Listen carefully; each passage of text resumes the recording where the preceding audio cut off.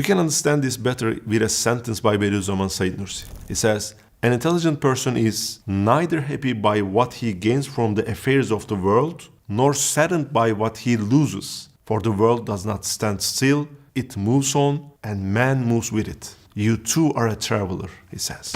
So we have a question. Why shouldn't a person of intelligence be so happy about what he gains from worldly affairs? Answer. Because the world does not stand still, it moves on. The second question, why shouldn't a person of intelligence be too sad about what he loses in worldly affairs? The answer is, again, because the world does not stand still, it moves on. Like a person holding onto a piece of broken ship during a storm and surviving, problems and stress breaks a person's mind and heart. The waves are taller than you. You hold on to life with great fear. After a while, you open your eyes and find yourself on the shore. The storm is over. You're alive. The warm sun touches your skin. You have found treasures on the island that will make your life easy forever. Similarly, in the midst of calamity, when your chest tightens during the storm, you wonder, what is happening? How will I escape? Will this trouble ever end as long as I live? You drive yourself crazy. Then the event passes. Years later, you look back. There's no trace of the stress. You can't understand this until years have passed over the uproar. Yes, it's hard to understand when you're in the storm, but when you look back years later, you see that enduring those hardships made you stronger. The trials you faced during those difficult times matured your spiritual character and made you a different person. The waves that didn't break you made you stronger. Bediüzzaman Said Nursi, an Islamic scholar who was in prison for years, once he said, whoever knows Allah and obeys Him is blissful even in prison. He who forgets Allah, even in palaces, he is in dungeon miserable. In the very beginning, the key to all this is a strong faith, Iman. There are levels of Iman from the atom to the sun, and we are somewhere in between. The biggest difference between us and people who have established submission in this world, we are not on the same level of faith, Iman.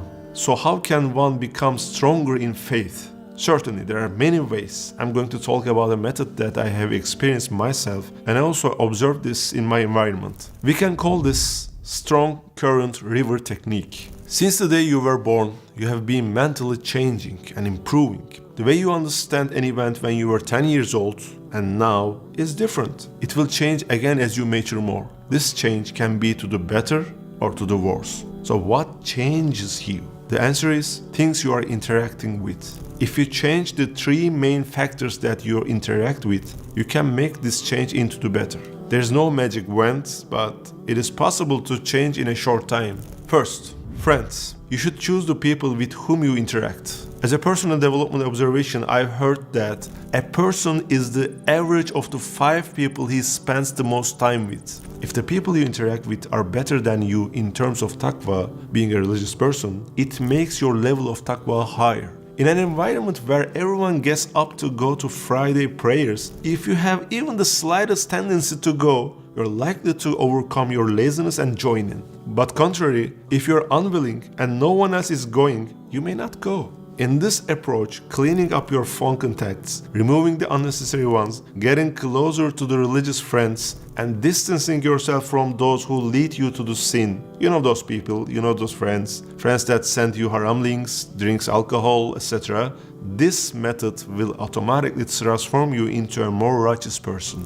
Second, the videos you watch. This could be a YouTube video or a movie. These videos can either strengthen your spiritual motivation and warm our hearts towards Islam, or they can leave us with a feeling of emptiness and make us forget why we are in this world. Whenever you feel a weakness in your spiritual strength, immerse yourself in Islamic videos. Watch 20 or 30 of them in a row. Within 2 or 3 hours, you will notice that your motivation increases, your eagerness to pray increases, and your prayers become emotional, not formal. Third, the books we read.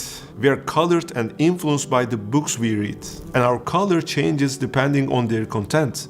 Be careful when you're choosing the books. Now, imagine a river with a current so strong, it's impossible for a person to swim from one side to the other side. Now imagine that this river flows to the paradise and we put you in the middle of it. You can't swim both sides. You can't swim to the right, you can't swim to the left, the current goes on. But at the end, you end up in a beautiful place. Contrary, but in a river flowing to the hell, it would be equally difficult to swim to both sides, right? When we make these three choices correctly, friends, books, and videos, we put ourselves in the middle of the river flowing in a beautiful place. However, in the first place, you can decide which river you want to enter.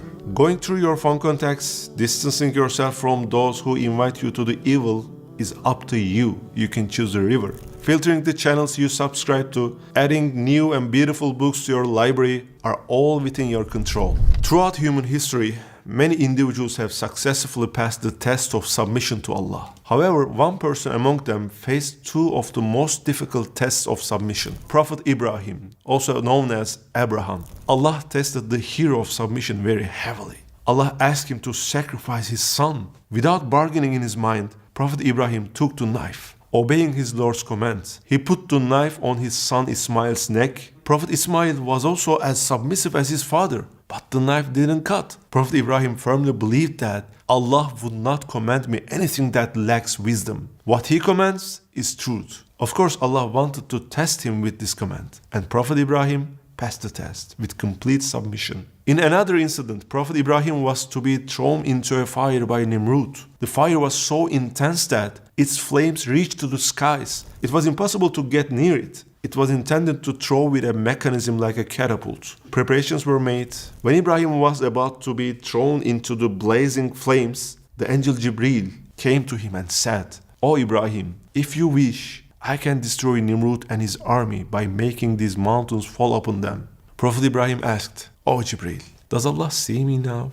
"Yes." "Does Allah hear me now, O Jibril?" "Does Allah know my condition now?" "Yes, Ibrahim, Allah knows you." Ibrahim a.s. said, "Then I ask not for your help, I rely on Allah." And he prayed, "Hasbunallah wa ni'mal wakil." What does it mean? Allah is sufficient for me, and He is the best disposer of affairs. As a result of Ibrahim's submission, a miracle happened. Although he was thrown into a fire as huge as mountains, the fire became cool and safe for him. It did not harm him because Allah took him under His protection. In both incidents, we see the submission of Ibrahim a.s.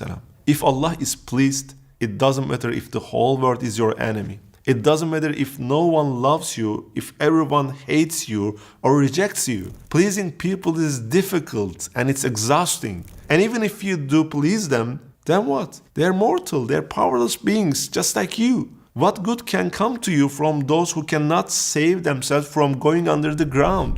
Umar ibn Khattab is quoted as saying, "Whether I like it or not, whatever state I find myself in the morning, it doesn't matter to me. Because I don't know if the good is in what I like or in what I don't like. There are mysteries you cannot see, events you cannot predict. Is there any other way but to trust in Allah, the one who knows both good and evil?"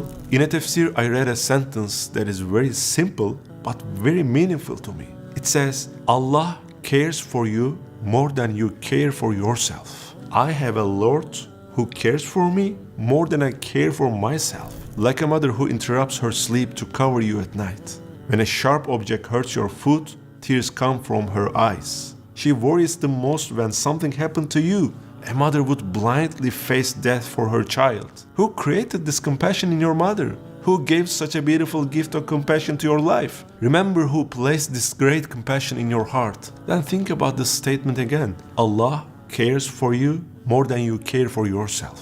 Now you understand why your mother is behaving like this. But the condition of humans is strange. They give everything to those who do not appreciate them at all, but they do not find time to prostrate themselves before their Lord. Only Allah could give them infinity. Only He could value them eternally. You have time for everything, but no time for the one who creates time. People make friends who lead them to the haram paths, friends that carry wood to their own hell.